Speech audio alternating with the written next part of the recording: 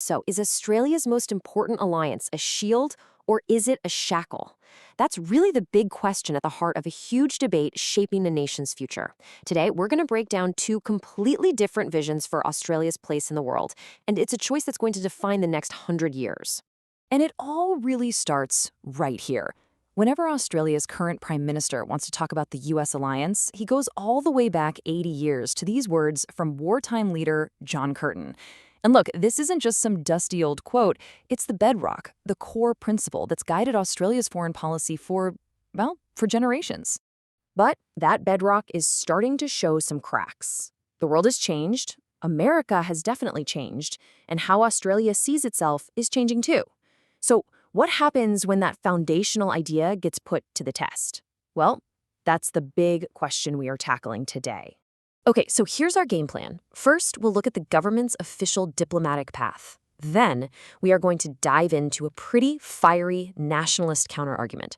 And finally, we'll put these two very, very different futures side by side. Right, let's get into it. We'll start with the establishment view, the path of careful diplomacy and building partnerships. This alliance didn't just pop up out of nowhere.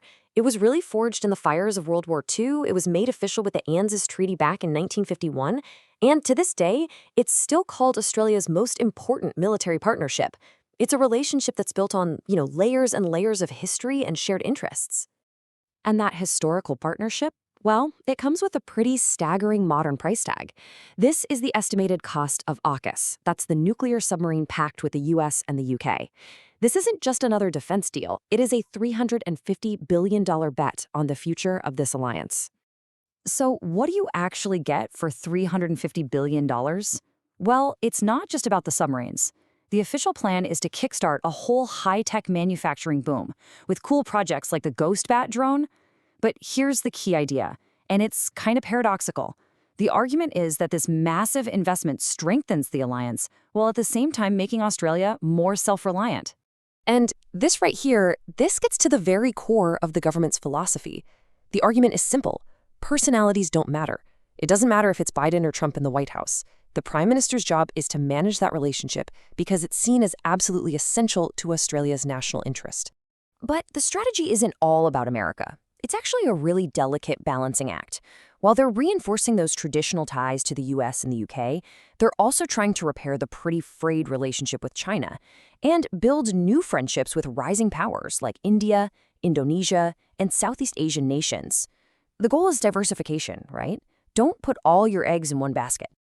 Okay, so now we're going to do a complete 180. We're pivoting to a radically different vision. This is a fiery nationalist counterargument that basically throws the whole diplomatic playbook out the window and calls for a massive change in direction.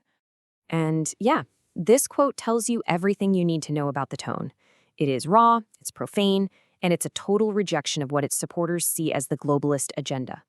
This isn't just a debate about policy details. This is a full-blown culture war over what Australia should even be. And if you dig down to the root of this anger, you find this one single idea, the uniparty. It's this belief that the two major political parties, they're just two sides of the same coin, offering no real choice at all. It's a deep, deep distrust of the entire political system. At the very heart of this nationalist vision is a simple, incredibly powerful economic idea. Drill, baby, drill. The argument is that Australia's true strength, its real power, is right there, beneath the ground. And what's the ultimate goal? To use all this massive resource wealth to build a kind of Fortress Australia, one that's totally independent and breaks what they see as the chains to a declining Europe. This phrase right here really captures the core criticism of the current government. From this point of view, focusing on global issues is a total fantasy that gets in the way of true national sovereignty and economic self-reliance. And there it is, the ultimate objective, laid out in a slogan that, let's be honest, echoes populist movements all over the world. It's a call to just abandon the current path and get back to focusing on national strength, resource wealth, and siding with, as the source puts it, our American mates. So let's put them side by side. We've got two roads for Australia's future, leading to two completely different destinations. Here is the clash, right here in a nutshell. On one side, you have the diplomatic path. It's a complex web of balanced partnerships. It's focused on high-tech defense and global cooperation.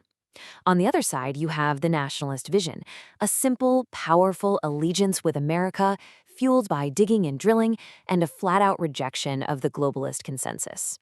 It's really a choice between integration and, well, isolation. So what does it really mean for Australia to be strong? Is it being a nation that can skillfully navigate a really complex world of shifting alliances?